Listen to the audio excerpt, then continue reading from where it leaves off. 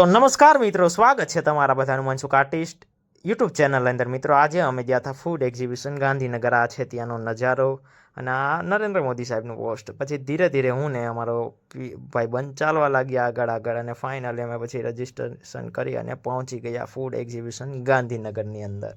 અને આજે રવિવાર હતો અને આ પછી અમે જોયું તો સાઈડમાં એક સ્ટોલ હતો અને બધા સ્ટોલનો પછી નજારો ઉતાર્યો. ધીરે ધીરે કરતાં બધી જગ્યાએ અમે પછી વિઝિટ કરી અને ધીરે ધીરે કરતાં ગજાનન બતાવી ગયું તો એમનો નજારો જોયો. પછી પાછું મેં કીધું કે લાવને, મારા ભાઈ કોઈક સર જોડે વાત કરતા હતા તો તેમનો પણ મેં વિડીયો ઉતારી લીધો અને આગળ ધીરે ધીરે પછી અમે અલગ અલગ જગ્યાએ બધી વિઝિટ કરતા ગયા, કેમ કે અમારા ભાઈને પણ ડિસ્ટ્રીબ્યુટરનું છે એટલા માટે. પછી બધી જગ્યાનો નજારો લેતા અમે આગળ વિઝિટ કરી અને પછી ફાઇનલી અમે એક જગ્યાએ પાછા સરને મળ્યા અને ત્યાંથી મારા ભાઈ સાથે તેની ડિસ્કશન થઈ, તેના ઓળખીતા મળ્યા અને ત્યાં રામ રામ કરી અને પછી ત્યાંથી અમે નીકળ્યા.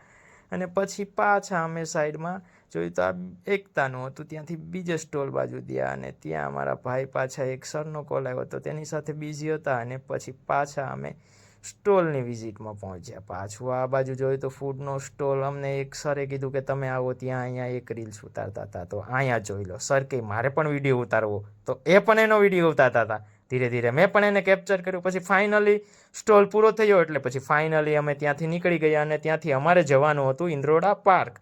તો પછી ધીરે ધીરે કરતાં અમે જમી કાઢવીને ડાયરેક્ટ ઇન્દ્રોડા પાર્ક તરફ નીકળી ગયા. ચારેક વાર જંગલ જેવો નજારો હતો અમે જોયું તો પછી અમે finally Indroda park business exhibition પૂરો કરી અને આવી ગયા ઇન્દ્રોડા પાર્ક. પછી અહીંયા ઇન્દ્રોડા પાર્કમાં આ બધા ફોરેસ્ટવાળા હતા અને તેમને એક મેમ બધી ગાઈડ આપતા હતા કે અહીંયા કઈ રીતનું છે આ બધો ડાયનાસોર વગેરેનું. પછી આ બાજુ જોયું તો અમે પ્રાણીને જોયા. પછી ધીરે ધીરે કરતાં આ બાજુ ડાયનોસોર બતાવી ગયા. બાપ રે, નજારો કંઈક અલગ જ હતો. એકવાર વિઝિટ તમે પણ કરજો. સાઈડમાં બીજો ડાયનોસર મળ્યો. મેં કીધું રામ રામ, મને કહે કે સીતારામ મનસુખભાઈ. પછી આ સાઈડમાં જોયું તો હતું ડાયનાસોરની જે અસ્થિ હોય પહેલાંની એ બધું હતું. અને ધીરે ધીરે કરતાં અમે ઇન્દ્રોડા પાર્કનો નજારો જોતા ત્યાંનું પણ અમે શૂટિંગ કર્યું.